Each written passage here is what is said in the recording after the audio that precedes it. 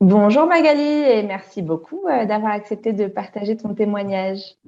Salut Solène, je t'en prie, avec plaisir. Alors, ce que je te propose, c'est en première question pour te présenter et puis surtout pour les personnes qui vont te découvrir à travers ce témoignage. Est-ce que tu peux commencer par nous dire tout simplement qui tu es, où tu habites et surtout qu'est-ce que tu fais? Ça marche.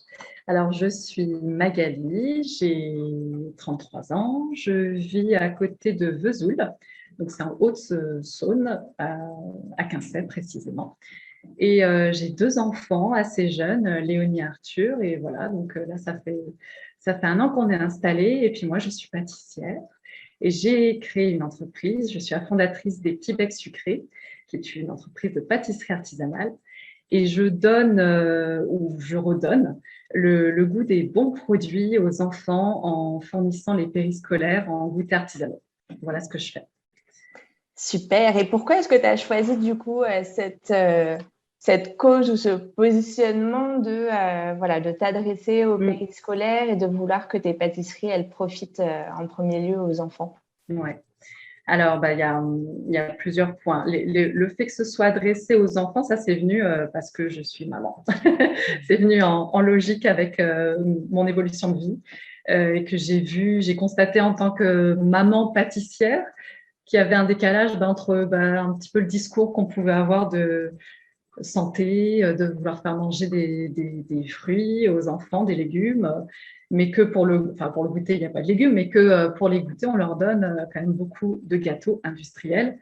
Et j'étais un peu, déjà, les gâteaux, il n'y a pas forcément besoin à tous les goûter. Un fruit à croquer, c'est super bien, hein. Et même pour leur donner le goût des vrais, des produits bruts. Et ben non, et c'était gâteau à chaque fois, et gâteau industriel, donc suremballé, avec plein de produits dedans. On ne sait pas ce qu'il y a, on sait pas vraiment ce qu'il y a, on ne sait pas quels sont les effets à long terme. Donc j'étais un peu surprise par ça. Et en plus, on m'interdisait parfois, et souvent même, de leur fournir des vrais gâteaux. Étant donné que je suis pâtissière, que je sais faire des bons gâteaux sans additifs, sans rien, on me disait bah non, parce que pour des raisons d'hygiène, vous savez, on ne sait pas comment vous travaillez, même si on se doute que c'est très bien. Ah bah oui, mais Donc bon, les les lieux d'accueil de tes enfants ah refusaient ouais, en fait que les mamans, enfin ou les parents ouais. Alors pas tous, hein. offrent des goûters. Mhm. Non, ouais, pas tous, mais c'est vrai que c'est la première fois qu'on m'a dit ça, j'étais assez choquée parce que, alors, étant donné que derrière on propose des mauvaises choses, je voyais pas l'avantage, quoi. Je me dis, mais non, moi c'est des bons produits que je sais faire, donc il y a pas de raison. Et sous couvert d'hygiène, tu vois, on disait non, alors que du coup, si on parle d'hygiène, on parle de santé. Tout ce qui est additif, on ne sait pas quels sont les effets sur le long terme. Ça se trouve, il n'y en a pas. Mais dans le doute, quand même, on se doute bien que ce n'est pas des produits qu'on a envie de manger tous les jours. Tous ces eux, quelque chose. Donc, ce n'était pas logique. Donc, Mhm. voilà pourquoi je voulais travailler, je voulais orienter ma pâtisserie vers les enfants. Après, le côté artisanal, ça, c'est parce que je voulais faire. Et j'étais un peu frustrée par mes expériences professionnelles où on ne faisait pas.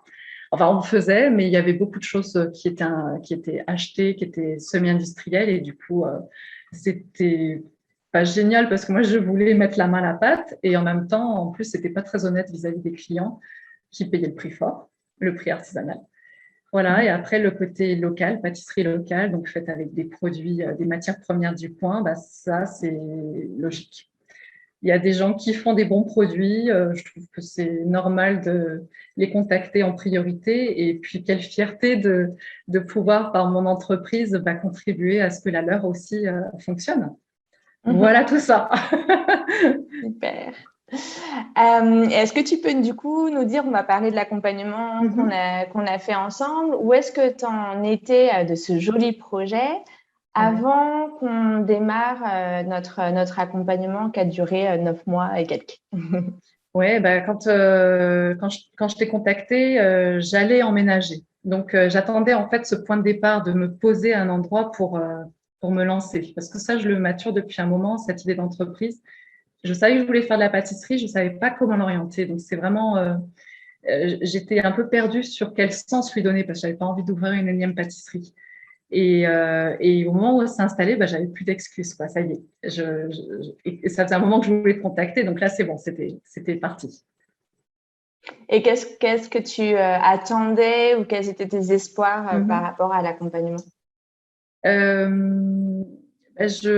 Je pense que j'avais besoin vraiment qu'on me prenne par la main. J'espérais que tu me guides pas à pas. Et c'est là aussi où je suis assez contente, c'est que tu m'as guidée, effectivement. Tu m'as vraiment orientée en me posant des questions, pas en me donnant les solutions. Et en ça, c'était vraiment super parce que je me sentais pas, euh, je l'ai pas rendu indispensable dans le sens où maintenant je suis toute seule et je me sens totalement en capacité de faire les choses moi-même. Disons que tu m'as apporté, ouais, ce que j'espérais, c'était presque quelque chose avec des objectifs mois par mois pour savoir quoi faire, un peu comme ce que j'avais en salariat, quoi, d'avoir qu'on me dise quoi faire. Et en fait, tu as été bien meilleur que ça. On reviendra tout à l'heure sur les objectifs que tu as atteints, puis sur ce que tu as, voilà, ce que l'accompagnement t'a apporté.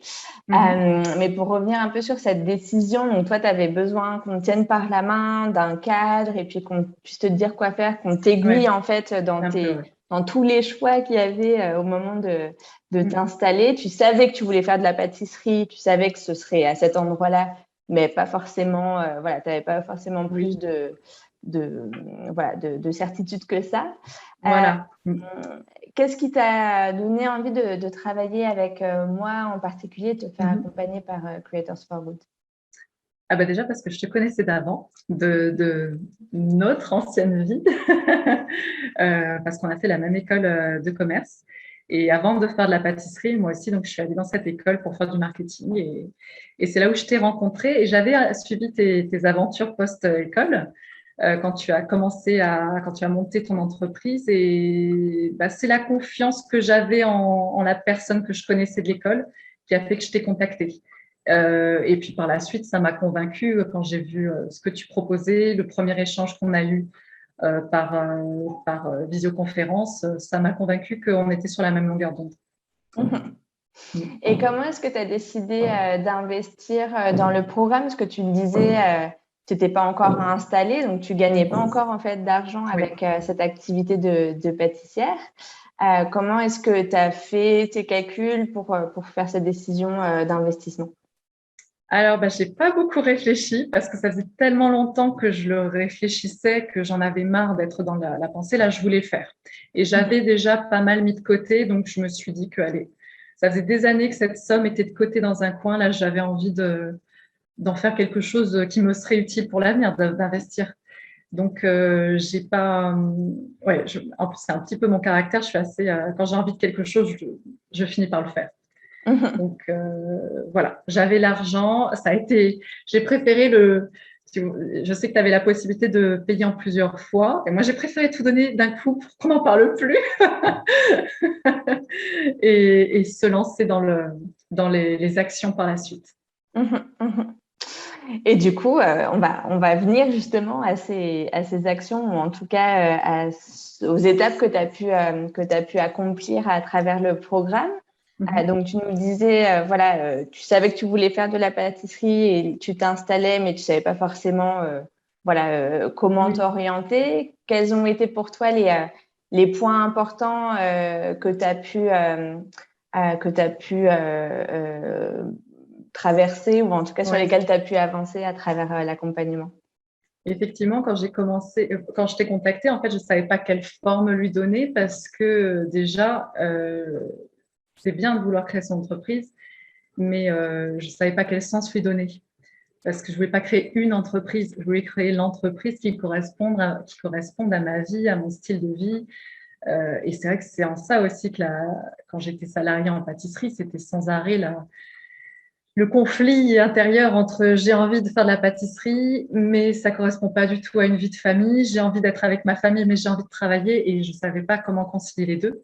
Donc, déjà, toi, tu m'as permis le travail qu'on a fait ensemble, c'est assez. Si tu veux, là, ça fait 10 mois que l'entreprise existe. Et en 10 mois, elle a énormément évolué. Donc déjà, ce que tu m'as apporté dans un premier temps, c'est la détente au niveau de la forme que ça allait être. C'est pas grave si c'est pas parfait du premier coup. Au contraire, c'est même comme ça qu'on arrive à une forme idéale. Il faut tester. Et ça, je l'avais pas du tout en tête. Pour moi, il fallait avoir un modèle économique du premier coup en one shot et on n'en changeait plus, on ne bougeait plus et c'était fini. Et non, j'ai commencé par une opportunité parce que j'avais la possibilité de reprendre une place de marché. J'ai vendu mes pâtisseries sur le marché. J'ai fait ça quelques mois. J'ai vu que ça correspondait pas à la vie que je voulais avoir, justement, avec la vie de famille, avec le quotidien, travailler les week-ends, se lever très tôt. J'avais vraiment envie de laisser ça de côté. Et puis aussi, financièrement, ça ne tournait pas assez bien. Et là, tu m'as permis de me relancer au moment où j'ai eu un petit baisse de morale. Tu m'as permis de me rebooster là-dessus en disant c'est pas grave, eh ben arrête le marché et va ailleurs. Et c'est vrai que c'est même pas quelque chose que tu m'as dit de faire, c'est moi qui commence à t'en parler et tu m'as confirmé que bah oui, c'est une bonne idée, tout simplement. Et puis surtout le marché, enfin pour revenir un petit peu sur cet épisode ouais. du début, mais c'était l'occasion pour toi de t'ancrer localement, d'apprendre à Ouais. connaître tes Mes futurs congénères fournisseurs, ouais. Et et puis mes puis futurs fournisseurs aussi. c'est ça, et à trouver tous tes fournisseurs parce que si je me souviens bien, tu avais cette ambition de faire de la pâtisserie locale, mais tu savais pas forcément où C'est vrai. trouver les bons produits. Et Ouais. au final, c'est tant mieux que enfin, ça c'est, enfin voilà, je trouve que c'est super en fait que tu aies eu cette expérience et que ça se soit arrêté pour certaines Ouais. raisons, mais ça t'a quand même apporté énormément. Oui, c'était une continuité finalement. Et ça s'est déroulé naturellement. J'ai commencé par le marché un peu par hasard, mais c'était la bonne porte d'entrée. J'ai pu me faire la main, j'ai pu augmenter tranquillement les quantités de production, j'ai pu découvrir mes fournisseurs avec lesquels je travaille actuellement. Je les ai rencontrés avant tout sur le marché. J'ai gardé des clients du marché qui sont des clients fidèles maintenant. J'ai eu énormément de contacts et puis j'ai pu aussi tâter un petit peu de l'ambiance, voir comment mon idée de pâtisserie locale était accueillie. Et ben, coup de bol, non seulement c'est dans l'air du temps, mais en plus, ici, les gens sont particulièrement sensibles au local plus qu'au bio, par exemple. Donc, c'était tout indiqué.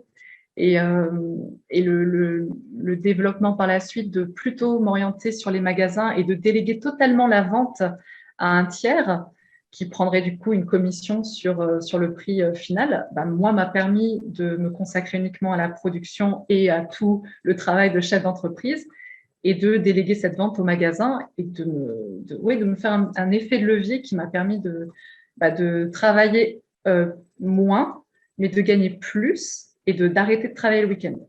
Donc ça, c'était top. Et du coup, la une vie de dernière famille. étape, avec notamment les périscolaires dont tu nous parlais en Ouais. présentant ton activité, Voilà. comment est-ce que c'est venu et puis ouais, comment tu te sens par rapport à ce positionnement Ouais.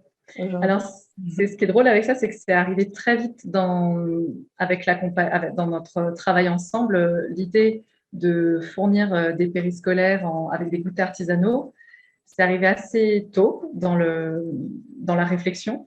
Et par contre, moi, je l'ai concrétisé vraiment à la fin de notre accompagnement, enfin de notre travail ensemble.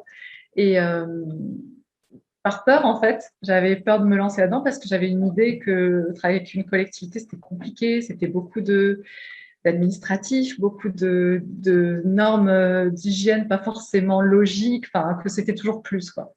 Et que j'y arriverais pas parce que moi, je suis une toute petite entreprise, je travaille toute seule et que j'avais pas forcément les moyens techniques. Et en fait, non. J'ai rencontré des personnes qui sont très motivées par ce que je fais et c'est même une personne en particulier qui était tellement enthousiaste qu'elle en a parlé autour d'elle. Du coup, c'est comme ça que j'ai eu ces 3 périscolaires que j'ai rencontrés, que j'ai invités à la maison. C'était super sympa. C'était comme un goûter. Et ça s'est passé tout à fait normalement. Et même encore, j'ai encore des personnes qui m'appellent maintenant parce qu'elles ont entendu parler de ça. Et je l'ai du coup lancé au moment, ça a coïncidé avec le lancement du site internet qui s'adresse du coup aux périscolaires. Là, ça y est, je me sentais plus légitime. Super. Et du coup, donc, il y a à la fois le positionnement de ton activité, cette légitimité, cette confiance. Quels sont d'autres des résultats que tu as pu obtenir grâce au programme? Effectivement, le plus important, c'est vraiment la confiance en moi, de me sentir capable de mener la barque, d'apprendre à être une chef d'entreprise, à me positionner en tant que telle. Je ne sais pas si tu te souviens, il y avait des moments où je me rongeais les sangs parce que c'était pas parfait, parce que j'étais totalement chamboulée parce que j'avais pas réussi à sortir la pâtisserie telle que je la voulais. Et maintenant, je suis beaucoup plus détendue là-dessus et j'arrive à faire face à ces imprévus et à gérer aussi les imprévus vis-à-vis de ma clientèle. Et puis, ce que ça m'a apporté, c'est que là, ça fait 10 mois que j'ai lancé l'entreprise, donc moins d'1 an, et je commence à sortir un salaire. Donc, c'est encore assez fluctuant, mais financièrement, ça va bien. J'ai pas encore remboursé tout ce que j'avais investi, mais ça, je le mets sur du plus long terme. Mais ce que je vois, c'est que la tendance, elle est à la hausse. Tous les mois, je fais un peu plus, que j'ai des bons retours et que voilà, j'atteins mes objectifs. Et ça, voir qu'on se fixe, qu'on atteint les objectifs qu'on s'est fixés, c'est très très enrichissant. Ça vient, comment je pourrais dire ça? Ça vient confirmer ce que je me disais déjà, c'est que oui, j'en suis capable. Et en plus, ça se vérifie. Moi, j'y crois et ça fait un effet boule de neige. Voilà. Génial. Et qu'est-ce que tu dirais qu'a été le plus grand changement que tu as vécu au cours de ces 9 et quelques mois? Ouais, je crois que c'est au niveau personnel. C'est le fait de me sentir grandi. Ça fait 9 mois. C'est finalement comme avoir accouché plus que j'ai pas accouché d'une entreprise. J'ai l'impression de vivre la vie que je souhaite mener depuis longtemps. Ça y est, j'y suis quoi. Parce que non seulement maintenant j'ai mon entreprise et je le regrette clairement pas, et j'aurais du mal à retourner dans le salariat. Donc j'ai mon entreprise et en plus de ça, j'ai une vie à côté qui est super sympa. Je prends le temps de faire du jardin, je prends le temps d'avoir des activités à côté, chose que j'avais pas fait depuis des années. Je prends le temps de voir des amis aussi. Donc le plus grand changement, c'est que je suis en train de trouver un équilibre. Génial. Et qu'est-ce que tu dirais du coup aux personnes qui te regardent dans cette vidéo et qui sont en fait dans la même position que tu étais avant qu'on travaille ensemble, donc qui ont envie d'entreprendre, qui ont une vague idée, mais qui savent pas forcément comment ça va se concrétiser et qui hésitent à se faire accompagner, alors que ce soit par moi ou par quelqu'un d'autre d'ailleurs, qu'est-ce que tu leur dirais? De ne pas hésiter, parce qu'à partir du moment où on y pense et ça occupe tes pensées jour et nuit, tu te dis allez, je vais le faire, oui mais non, et le lendemain je vais le faire, c'est qu'il faut le faire. Et être accompagné, alors c'est un investissement, mais ça va tellement plus vite que si on était tout seul, que c'est un gain, finalement c'est un gain financier. On investit au départ une somme qu'on ne va pas dépenser plus tard en faisant des allers-retours parce qu'on s'est trompé de voie. Finalement, ça en vaut. Cet argent en vaut la peine. Et toi particulièrement, parce que je trouve que tu t'es bien adapté à mon cas, qui était peut-être un peu différent de ce que tu avais, des personnes avec lesquelles tu avais eu l'occasion de travailler, parce que c'est vrai que moi, c'est un travail manuel. C'est pas du conseil, je travaille très peu en numérique. Je communique, c'est tout en numérique, mais j'ai pas vraiment d'outils de travail numérique. Moi, c'est vraiment artisanal et pourtant, tu t'es très bien adapté à ça. Donc, allez-y. Ceux qui hésitent, n'hésitez plus. Solène, elle est faite pour vous.